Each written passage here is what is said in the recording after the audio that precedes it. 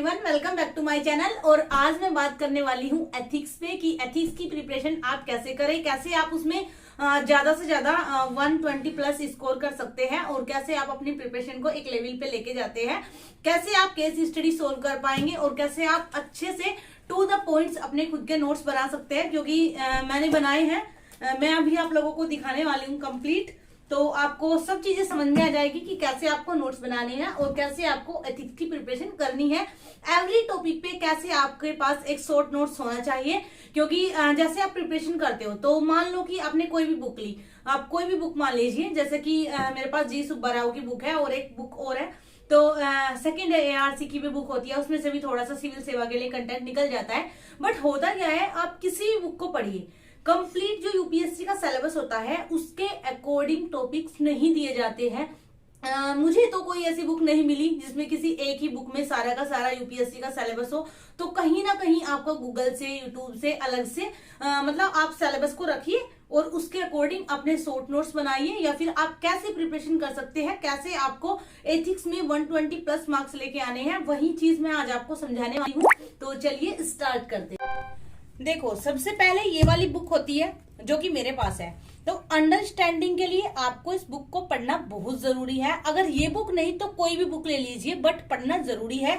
सीधा ही आप नोट्स बनाने पे या सीधा ही आप रेडीमेड मटेरियल पे मत जाइएगा, क्योंकि आप ट्राई कीजिए विजन आईएएस, दृष्टि आईएएस या फिर जितने भी कोचिंग सेंटर है, किसी का भी अगर आप रेडीमेड मटेरियल उठाते हैं, तैयारी करने की कोशिश करते हैं, बट वो इतना ज्यादा आपको आउटपुट इनपुट नहीं देता है।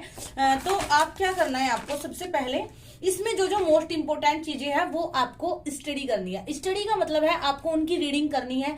1 टाइम कर सकते हो, 2 टाइम कर सकते हो, ये डिपेंड करता है आपके टाइम एफिशिएंसी के ऊपर। क्योंकि होता क्या है, मान लो आपने देखा कि आज मेरे को ये करना है नैतिक अहमवाद वाला टॉपिक और इससे रिलेटेड सारे इसके सब टॉपिक करने हैं, यहां तक मान लीजिए। तो अगर आपने इसको कम टाइम में कर लिया तो एक रीडिंग और मार दीजिए, क्या दिक्कत है। कोई ये तो है नहीं कि आपने कहीं पे स्टैम्प पेपर पे मोहर लगाई है कि मेरे को एक ही बार करना है। ये चीज आप कर सकते हो। ऐसे ही करते करते देखो, फर्स्ट में मैं ये बोलूंगी कि आप इसको कंप्लीट रीड करने की ट्राई कीजिए। सेकंड रिवीजन जब आप इसका करेंगे तब तक आप नोट्स बनाने के लिए बिल्कुल भी नहीं जाएंगे। बच्चों के साथ जो सबसे बड़ी प्रॉब्लम मेरे को लगती है वो ये है कि वो स्टार्टिंग में ही नोट्स बनाने की कोशिश करते हैं और स्टार्टिंग में ही उनको अंडरलाइन करना होता है। देखो, मैं आपको बता देती हूँ, सबसे पहले फर्स्ट रीडिंग आपको कंप्लीट बुक की ऐसे ही लगानी होती है। सेकेंडली आप फिर कर सकते हैं इसमें से टिक, क्योंकि आप समझ जाएंगे। अगर आप प्रीवियस ईयर के पेपर देखेंगे तो अच्छे से हर बच्चा समझ सकता है। क्योंकि फिर भी एटलीस्ट आप ग्रेजुएट हो, कोई 2 साल के 3 साल के बच्चे नहीं होते हो, तो एक ग्रेजुएट बच्चे को इतनी समझ होती है कि यूपीएससी ने पिछले सालों से क्या पूछा है। अगर आप देखोगे तो जैसे गांधीवादी नीति शास्त्र हो गया, बौद्ध धर्म हो गया, जैन धर्म पे फिर भी कम ही पूछते हैं, बट ये 2 खास हो गया। कांट का दर्शन, ये तो मोस्ट इंपोर्टेंट में आ गया। ये वाली चीज हो गई। ये मैं अभी सब नहीं बताऊंगी, टाइम लग जाएगा। जो मेन पॉइंट है नोट्स वाला मैं उसको बताऊंगी। उसके बाद प्रिपरेशन पे बात आते हैं कि कैसे करें। आपको करना क्या है, आप सिलेबस लीजिए। जैसे यूपीएससी का सिलेबस है, उसमें जो भी टॉपिक्स आपको दिए जाते हैं, एक सेकंड मैं आपको सिलेबस ही दिखा देती हूँ। सिलेबस में जैसे जैसे टॉपिक होते हैं, जैसे यहाँ पे है, आप जाएंगे सिलेबस देखेंगे तो यहाँ पे जैसे है नीति शास्त्र और मानवीय सह संबंध, तो इस टॉपिक पे आपके पास नोट्स होना चाहिए। उसके बाद आ गया मानवीय क्रियाकलापों में नीति शास्त्र का सार तत्व, इसके पास जैसा आपके पास एक शॉर्ट नोट्स होना चाहिए। उसके बाद आ गया निर्धारक परिणाम, इस पे भी होना चाहिए। नीति शास्त्र के आयाम, इस पे भी होना चाहिए।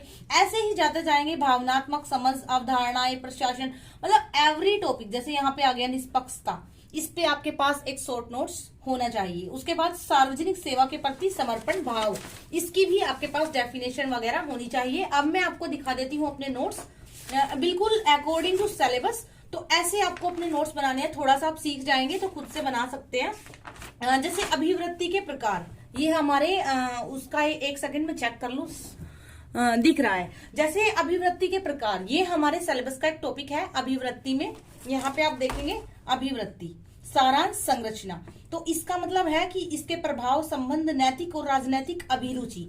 जैसे ये नैतिक और राजनैतिक अभिरुचि यहाँ पे आ गया, तो अभिवृत्ति के प्रकार हो गए सकारात्मक अभिवृत्ति, नकारात्मक अभिवृत्ति। अब उसके बाद आपको क्या करना है, तटस्थ अभिवृत्ति। अब ये देखो यहाँ पे नैतिक अभिवृत्ति जो यहाँ पे था ना, टॉपिक, तो ऐसे आपके पास शॉर्ट नोट्स अपने होने चाहिए। फिर नैतिक अभिवृत्ति के प्रकार, कैसे कैसे इसको होता है, नैतिक अभिवृत्ति का महत्व या प्रभाव, इसमें भी हो गया।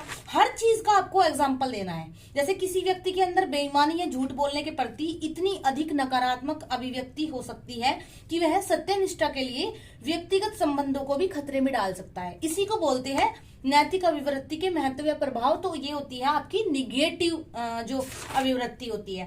अब यहाँ पे आप आगे आएंगे, जैसे कि आपको सेम ऐसे ही अपने शॉर्ट नोट्स बनाने हैं एवरी टॉपिक पे। जैसे सत्यनिष्ठा, ये हमारे सिलेबस का एक टॉपिक है, तो आपको इसकी एक डेफिनेशन, इसके एग्जाम्पल्स और फिर एक दो कोट ऐसे, जैसे दूसरों की अनुपस्थिति में सत्यवादिता ही सत्यनिष्ठा है।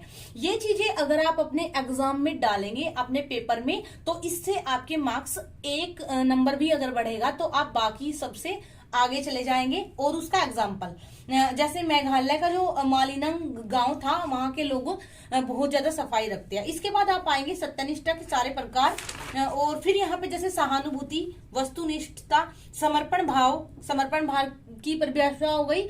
उसके बाद में इसका एक एग्जाम्पल हो गया, इसके आवश्यक अंग हो गए, और वंचित वर्गों के प्रति इसका जो लाभ है वो हो गया। तो ऐसे आपको एवरी टॉपिक पे आपके पास शॉर्ट नोट्स होने चाहिए।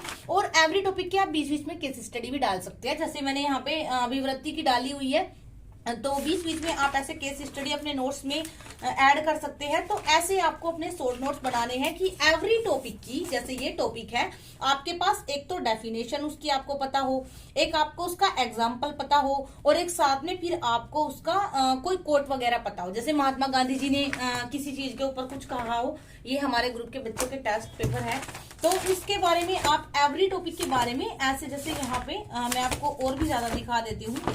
एक्चुअली में वीडियो लेंथी हो जाती है, इसलिए छोड़ना पड़ता है बीच में।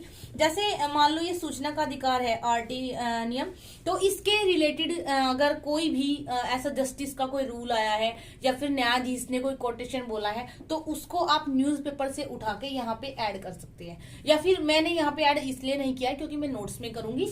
तो ऐसे आप पढ़ सकते हो और अपनी अच्छे से प्रिपरेशन कर सकते हो। और ये बुक वैसे रेडी करने के लिए होती है, बस एक बार समझ लेंगे, उसके बाद आप नोट्स ही पढ़े। तो आई होप कि आपको समझ आया होगा कि एवरी जो सिलेबस का टॉपिक होता है उसकी आपके पास डेफिनेशन होनी चाहिए, और उसका आपके पास एग्जाम्पल होना चाहिए, एंड उसका कोई ऐसा कोट होना चाहिए। और बाकी के जो टॉपिक है, जैसे भारत और विश्व के नैतिक विचारक जितने भी हैं और दार्शनिकों का योगदान, ये आपको, जैसे अभी मैंने बोला ना कांट का, तो ऐसे ये आपको सबका पता होना चाहिए। और एवरी जैसे सहानुभूति, सहिष्णुता, संवेदना, इनकी ये अवधारणाएं, मतलब आप सिलेबस के अकॉर्डिंग अपने नोट्स बनाइए। अब आप देखेंगे ये बुक ही है, आप इस बुक में देखेंगे तो बहुत सारे टॉपिक्स नहीं मिलते हैं, जहां गूगल वगैरह या कहीं और से सर्च करना पड़ता है किसी और सोर्सेज से। बट एक ही बुक को आप पढ़ के सोच रहे हैं कि आपका सिलेबस कवर हो जाएगा, ऐसा बिल्कुल भी नहीं है। सेकेंड चीज मैं आप लोगों को ये बता देती हूँ कि कभी भी आप बिना सिलेबस को देखे स्टडी मत कीजिए। जैसे यहाँ पे देखो मैंने ये लगाया, इन सबके मैंने नोट्स बनाए हुए हैं। तो ऐसे आप मतलब अपना सिलेबस रखिए और फिर नोट्स बनाते जाइए और फिर टिक करते जाइए जो जो हुआ। देखो यहाँ पे मैंने सब लिखा हुआ है, ये सारे यूनिट्स के नोट्स बना चुकी हूँ। तो ऐसे ही आप करिए, जैसे बुनियादी ढांचा, ऊर्जा, बंदरगाह, सड़क, तो एवरी टॉपिक के आपके पास नोट्स होने चाहिए 1.5 पेज 2 पेज के, क्योंकि यूपीएससी में इतना ही लिखना होता है, उससे ज्यादा नहीं। बाकी का उसमें करंट जैसे होता है ना, नमक मिर्च डाल देना, उसको आप ऐड कर सकते हैं, फैक्ट को। And now thanks for watching, keep supporting, keep loving, and please आप लाइक कर दीजिए।